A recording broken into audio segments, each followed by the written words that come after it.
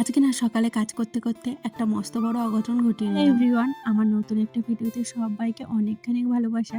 প্রতিদিন তো ভোর ৫টায় উঠি, কিন্তু আজকে আর ভোর 5টায় উঠিনি, আজকে 6টায় একটাই। আজকে রবিবার, আমার ভোর 5টায় ঘুম ভেঙেছিল। যেহেতু কালকে না রাত প্রায় 1টায় ঘুমিয়েছি, তাই আজকে না ইচ্ছা করেই বেলা করে উঠলাম। সবকিছুর সাথে সাথে তো শরীরটাকেও একটু রেস্ট দিতে হয়। অন্য দিনে তো কাজের চাপ আছে, কিন্তু আজকে ততটা কাজের চাপ নেই। তবে আজকে আমার সেলাই ক্লাস আছে। শনিবার সেলাই ক্লাস থাকে, কিন্তু এবারের দিন রবিবার পড়েছে। শনিবার না 7:30টার ট্রেনে যাই, তাই প্রচণ্ড চাপে থাকি। আর আজকে ভেবেছি 9টার ট্রেনে যাব, তাহলে ধীরে সুস্থে আমি কাজ গুছিয়ে রেখে যেতে পারবো। কালকে সেলাইয়ের চাপটা রাতে একটু বেশি ছিল, তাই রাতে ঘুমিয়েছি, কোনো কাজই আর ইচ্ছা করেনি করে রাখতে।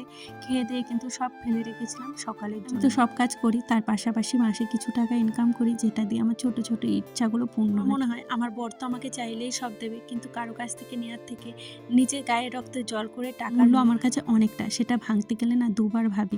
এইদিকে আমার মেয়ে দেখো ঘুম থেকে উঠে পড়েছে। আজকে কিন্তু ওর স্কুল নেই, আজকে যেহেতু আনিশার স্কুল নেই, তাই ও আজকে একটু বেলায় উঠেছে। আর উঠেই ওর বায়না, ওকে কোলে নিয়ে বসে থাকতে হবে আর ওকে ব্রাশ করে দিতে হবে। আর আজকে কি বলবো, এত জোরে একটা ঠুকা খেয়েছি, মনে হচ্ছিল আমার জানটা পুরো চলে গেছে। পরে দেখলাম মাথায় অনেকটা ফুলে গেছে, যেন কপালটা কালো হয়ে গেছে। আর যখন আমি ঠোকাটা খেয়েছিলাম, মনে হচ্ছিল আমার জীবনটা বেরিয়ে গেছে।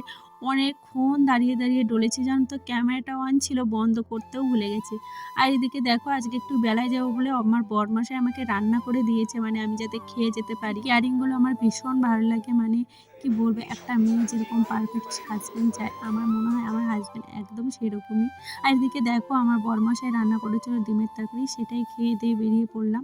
আর আমাকে দিতে যাচ্ছে এখন টিউশন। সত্যি কথা বলবো, এই ব্যস্ততার মধ্যে কিন্তু কাটাতে আমার ভীষণই ভালো লাগে। কোনো আজে বাজে টেনশন যেন তো মাথায় আসে না। তোমরা এত ভালোবাসা দিচ্ছ, তার জন্য